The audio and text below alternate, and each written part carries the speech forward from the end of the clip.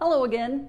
I just finished a video that went through the train route that went from Florence up to Bologna in search of little small towns that could possibly be a great lunch destination.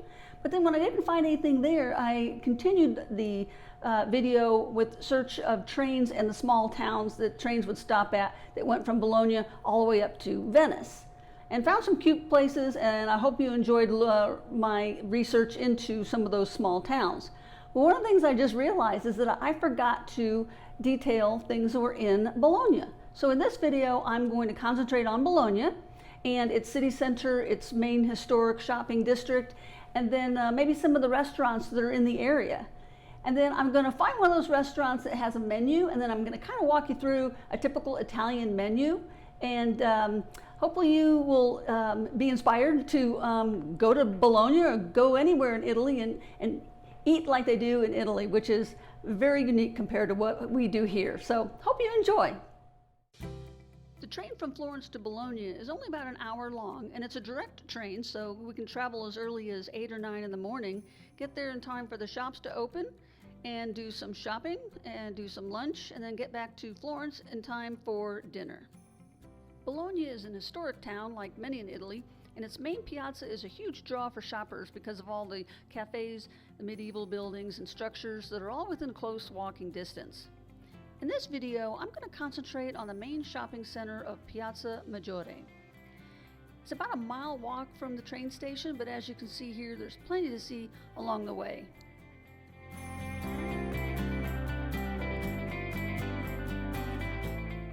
Bordering the piazza are historic buildings like the Palazzo Rienzo,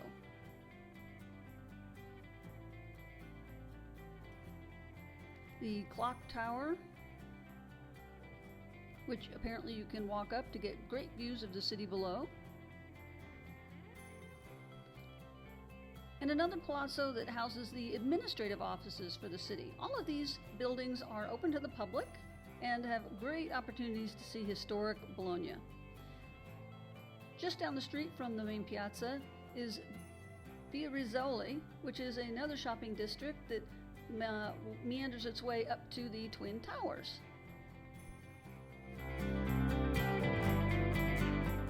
So let's go find a place for lunch in the area. So I went on Google Maps and I looked at this place called Osteria del Sole, and I clicked on it and saw their website, clicked on the website and saw that it'd been around since 1465. The website didn't have menus posted, so that's probably because they shop for the day and create their menus per day based on the local ingredients, which is a lovely idea. I clicked on another restaurant that's in close vicinity of the city square, and it had a very large menu. So in this menu, you'll see a section called Everyday, which is obviously the staples that they have every day and available.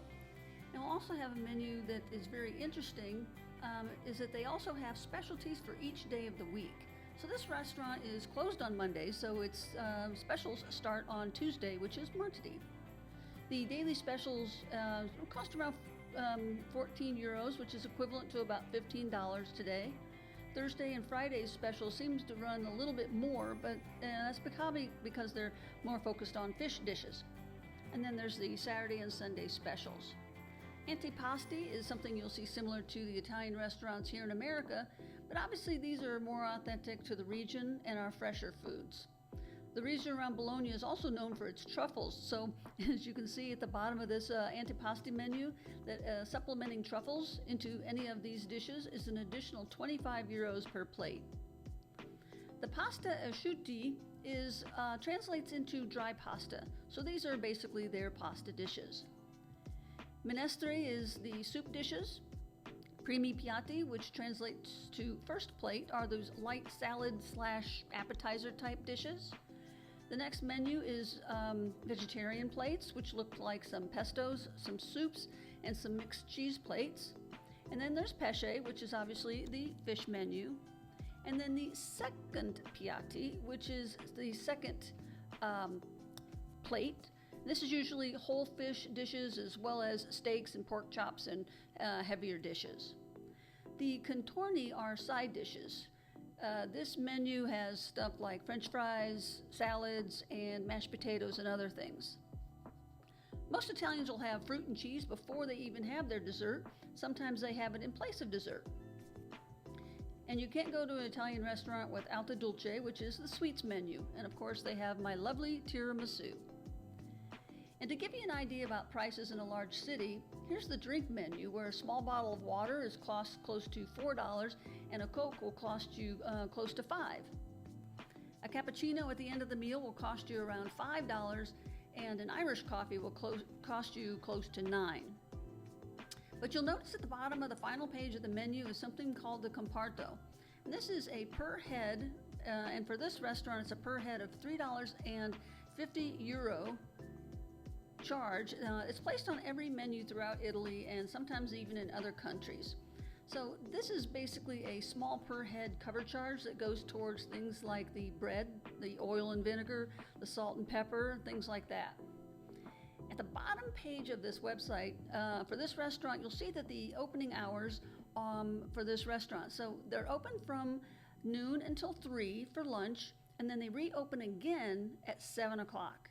So these are the typical restaurant hours for Italy, and you will definitely need to plan ahead if you're thinking about doing an early dinner. So eating at 5 o'clock is not typical for Italians. They just usually sit in the cafe bars and have a light drink or even another espresso before they even get close to having dinner between 7 and 9.